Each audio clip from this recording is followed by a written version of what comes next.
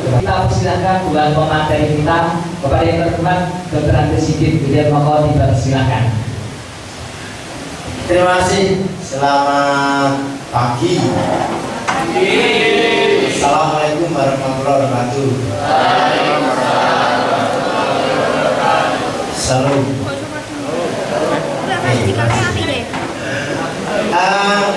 Saya nggak berdiri ya. Oke, adik-adik, di dalam kehidupan masyarakat itu yang ada kata-kata cagar hanya dua. Satu, cagar budaya, dua, cagar. Jadi mengapa dicagar? Dicagari, kata istilah itu luar biasa istilahnya. Karena alam, karena budaya ini bisa hilang, maka harus dilestarikan. Nanti kata kuncinya harus dilestarikan. Oke, next, Mas. Oh, operatornya Mas Robi. Ada tahu ini ya? Bagus. Ini candi. Ini candi.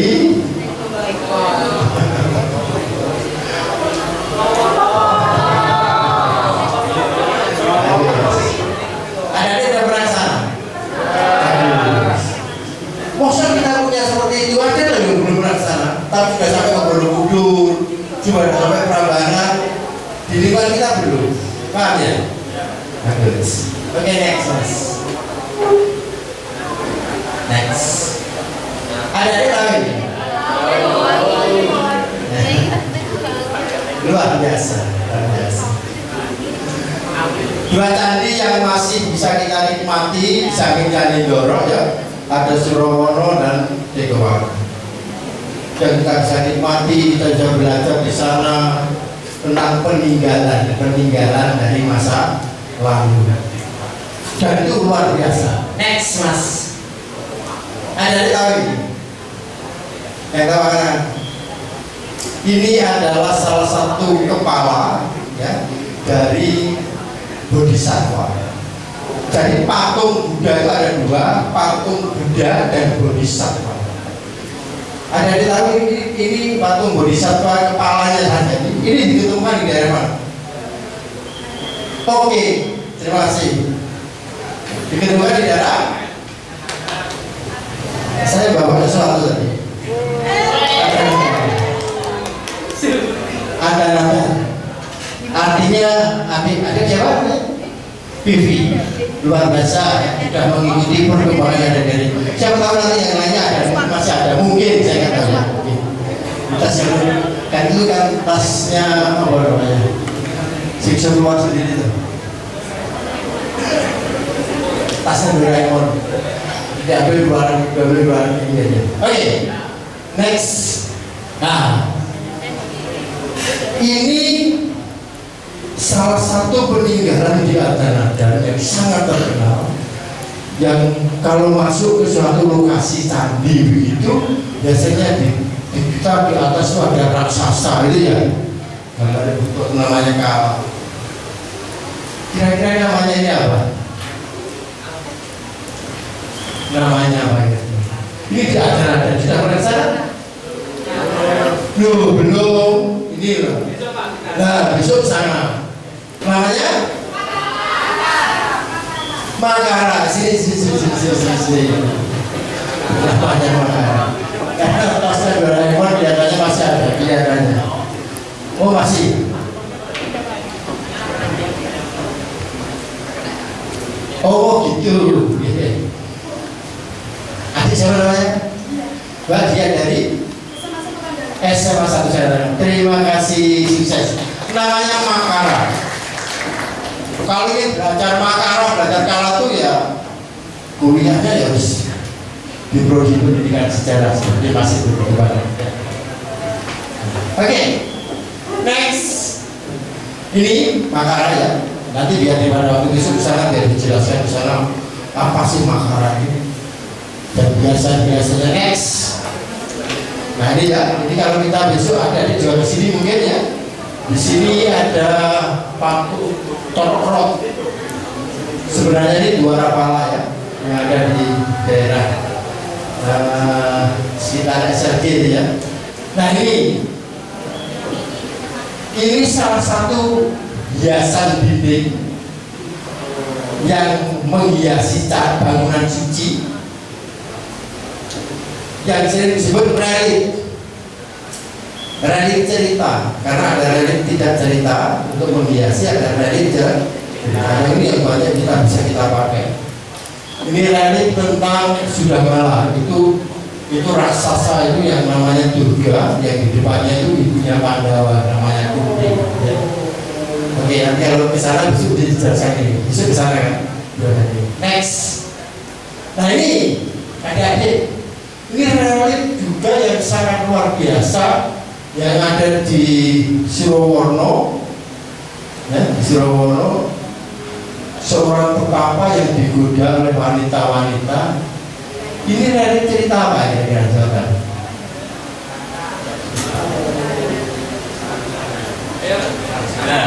Arjuna.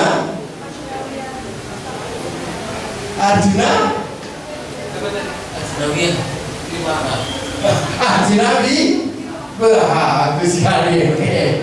Terima kasih. Yang dari mana mana? Jadi kalau cowok itu panasnya ini. Oke, terima kasih. Ada satu hadiah dari panitia. Matur suwun. Ya sama-sama. Oke, next, Mas. Next, Mas. Nah, ini relik wanita mengendarai ikan. Ini Sri Tanjung yang menuju ke nirwana surga setelah dia meninggal. Relik ini kalau ada ditemukan di candi mana ya?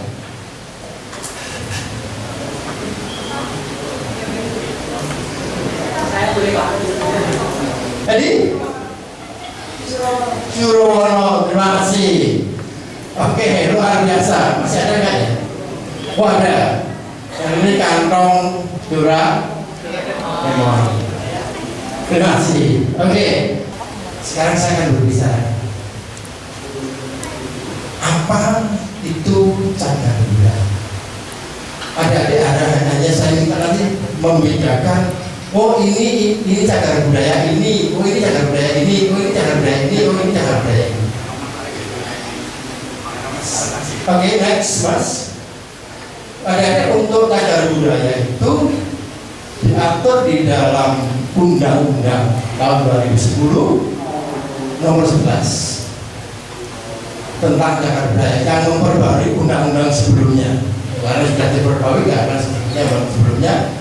Nah, Undang-Undang nomor 11 tahun 2010 ini mengatur tentang cagar budaya yang benda tangible. Kalau yang intangible itu diatur dalam Undang-Undang nomor 5 tahun 2017. Oke, next, Mas. Nah, seperti tadi yang sudah disampaikan oleh teman kamu, kalau kita perhatikan di sini ya. Apa itu cagar budaya? Kalau kita mau ngomong cagar budaya, sebenarnya warisan budaya titik. Apa cagar budaya itu? Warisan budaya titik. Gitu. Jadi kalau kita ingin menjelaskan itu aja. Tetapi warisan budaya kan banyak, berwujud dan tidak berwujud. Jadi boleh kita ngomong warisan budaya, tapi warisan budaya yang bersifat kebendaan. Jadi kalau kita mau ngomong cagar budaya, bersifatnya benda. Kalau budaya yang bukan benda tidak masuk di dalam cagar. Yang kedua, bangunan. Bangunan pun demikian, ada di belakangnya bangunan. Ketiga, struktur cagar budaya. Keempat, situs cagar budaya. Yang kelima, kawasan. Di di darat dan di air. Loh kok nggak di udara Pak? Kalau benda di udara nanti semuanya lari ya. Takut. Benda kok di udara ya? Sehingga yang bisa ditempati, ruang yang bisa ditempati oleh benda ini ada di darat dan di dalam air. Di udara terbang, ada patung terbang itu, waduh nggak jadi diteliti kan? Ya, lari semuanya. Oke, terima kasih. Di darat dan di air yang perlu dilestarikan. Kata-kata perlu. Penting bagi apa? Penting bagi? Penting bagi? Dan atau kalau ada kata atau dan berarti bisa berdua, bisa sendiri. Bagi ilmu pengetahuan saja boleh, bagi sejarah saja boleh, bagi agama saja boleh, bagi pendidikan dan agama boleh. Salah satu boleh, salah empat yang boleh ya. Tapi kalau pelajaran sedang ujian jangan sampai salah satu ya. Kalau bisa benar semua, gitu ya. Adik-adik,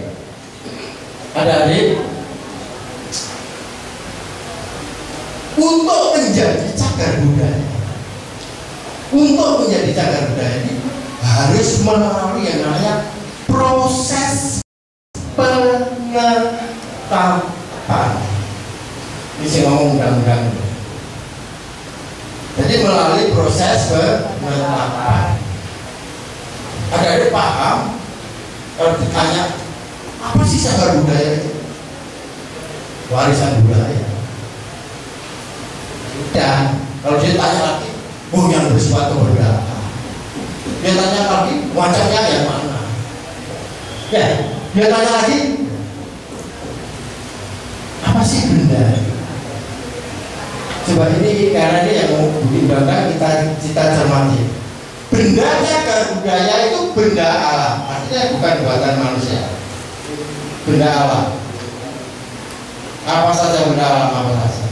Batu, kayu, ya, besi yang dari alam, yang dari alam, yang dari alam. Garisnya buatan manusia. Jadi bisa benda alam, bisa buatan. Benda cagar budaya itu benda alam atau benda buatan manusia, bergerak tidak bergerak. Bangunan, nah ini apa tuh bangunan cagar budaya itu? Susunan yang terbuat dari susunan. Susunan itu berarti sesuatu yang disusun ya. Ya, ini kan disusun ya. Oke ya, ini kan tersusun terus. Oke ya, ini kan susun. Ini kan ada keramik, ada batu bata, ada pasir, dan ini kan susunannya. Susunan yang terbuat dari benda alam buatan manusia berdinding. Ini berdinding. Atau tidak berdinding, hanya cakap-cakap dok. Seperti di depan sana kan ada yang cakap-cakap dok. Tidak berdinding ya harus ya. Nah, kuncinya bangunan beratap. Struktur. Nah ini yang membedakan dengan bangunan. Adik-adik, sama-sama susunan yang terbuat dari benda alam atau buatan manusia untuk memenuhi kebutuhan ruang kegiatan. Atau yang paling tidak ngomong bagian dari bangunan. Nah adik-adik, yang benda struktur bangunan tadi itu merupakan objek. Kalau ini lokasi, Pak. Situs dan kawasan itu lokasi. Jadi ada, kalau kita mau pisahkan itu, mau kita buat pemisahan gitu ya. Benda, struktur, bangunan itu objek, ya. Objek cagar budaya. Ini nanti dan kawasan itu ada lokasi. Tetapi juga dianggap sebagai cagar budaya. Situs cagar budaya lokasi. Hati-hati ada ini juga hati-hati. Pokoknya ngomong situs. Lokasi tempat ya. Berarti lokasi atau tempat ya. Di darat di air yang ada benda cagar budaya. yang ada. Jadi seperti itu ya. Itu kan itu ada patung orang ya. Patungnya benda ya. Ya kan? Tempat berdirinya si orang itu berarti lokasi. Lokasi cagar budaya berarti situ. Paham ya? Karena sebagai bukti kejadian pada masa lalu harus ada bukti, ada bukti kejadiannya. Karena perlu kajian sulit menentukan situs. Karena itu asli atau tidak, situ atau tidak. Oke, next. Oke, next mas. Nah, kawasan. Ini ada perhatian ini. Kawasan cagar budaya satuan ruang geografis. Satuan ruang geografis. Enaknya ini tolong perhatikan. Satuan ruang geografis yang memiliki 2 situs cagar budaya atau lebih. Misalnya ada perumahan pecinan 1, 2, 3, situs 1, situs 2, situs 3 digabung menjadi satu menjadi kawasan. Misalnya ada karena berdekatan ya Candi Tegowangi, Adan Suromono. Ini digabung menjadi satu objek ditetapkan menjadi namanya kawasan. Ada 2 atau lebih situs yang memperlihatkan tata ruang yang khas itu berarti ada pencirian gitu ya. Ini diberi nama sih. Oke, adik-adik sudah paham ya. Bagus. Yang penting mengerti cagar budaya itu ada 5 tadi ya. Oke. Next mas. Nah ini adik-adik.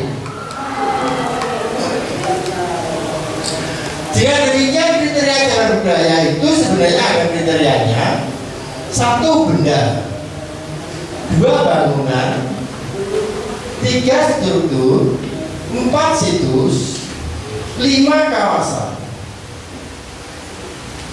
Ini pertama, kriteria pertama. Jadi harus memenuhi kriteria ini dulu. Kalau nggak memenuhi kriteria ini salah. Orang yang ngomong budani dulu itu katanya mbak saya di sini dulu nggak ada budani kan. Katanya mbak kan dulu ya, tapi bendanya kan sudah nggak ada ya. Mungkin bisa jadi situs kalau dikasih. Bendanya boleh nggak ada, tapi bisa menjadi situs. Umurnya 50 tahun lebih. Ini saya beri tanda titik di belakang tahun itu. Boleh kurang dari itu, asalkan memiliki nilai-nilai yang benar-benar luar biasa dan menginspirasi bagi masyarakat sekitar. Ada membuat suatu monumen yang luar biasa tinggi yang sangat bagus gitu ya, dan monumen ini bisa digunakan benar-benar untuk menginspirasi masyarakat. Bisa walaupun umurnya belum 50 tahun, bisa diajukan sebagai cagar.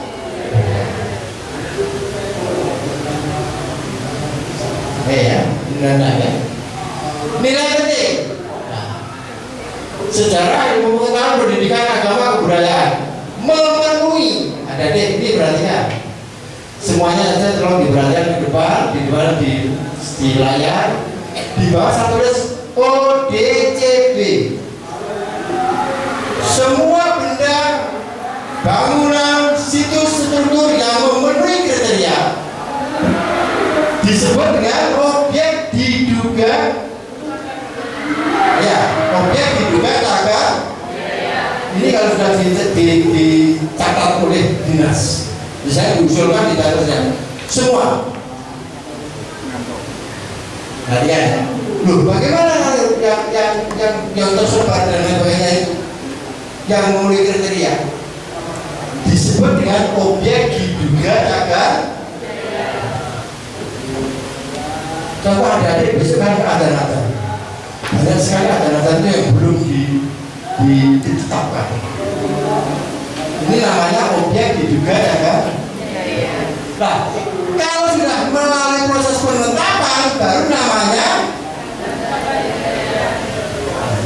Nah, apakah bedanya cagar budaya dan objek diduga cagar budaya? Ada di dalam. Oke ya, ngerti ya? Oke. Tetapi kebertautannya dengan undang-undang sama. Objek diduga cagar budaya maupun cagar budaya, pemberlakuan undang-undangnya sama. Jadi kalau ada objek diduga cagar budaya walaupun belum ditetapkan dan nanti memang dari kajiannya itu ditetapkan di cagar budaya, pemberlakuannya sama dengan cagar budaya. Kalau cagar budaya kan sudah ditetapkan, berarti otomatis benar-benar sudah menjadi cagar budaya. Next. Nah ini adik-adik, kalau penetapannya ini prosedurnya. Jadi ada pemilik di masyarakat itu, ada pemilik yang memiliki, ada penemu tiba-tiba menggali sumur gitu ya, menemukan dulu sesuatu, tiba-tiba dolan di sawah itu temu seperti seger dulu, menemukan badong, menemukan udara banda emas gitu ya, yang beratnya 1 kilo lebih, dan sekarang ada di museum Tanturan Surabaya. Karena jalan-jalan di sawah itu temu, itu ya, mencari. Ada yang benar-benar mencari pun ada aturannya, tidak sembarang kali ayo boleh, nggak boleh karena ada aturannya ya, mencari. Nah, orang yang pemilik penemu pencari itu mendaftarkan ke dinas, ke bagian pendaftaran. Kalau sulit ya lapor aja ke desa, nanti ke dinas. Nah, masuk tim pengolah data. Nah, tim pengolah data inilah kalau barang-barang yang sudah masuk dalam tim pengolah data ini disebut dengan objek diduga cagar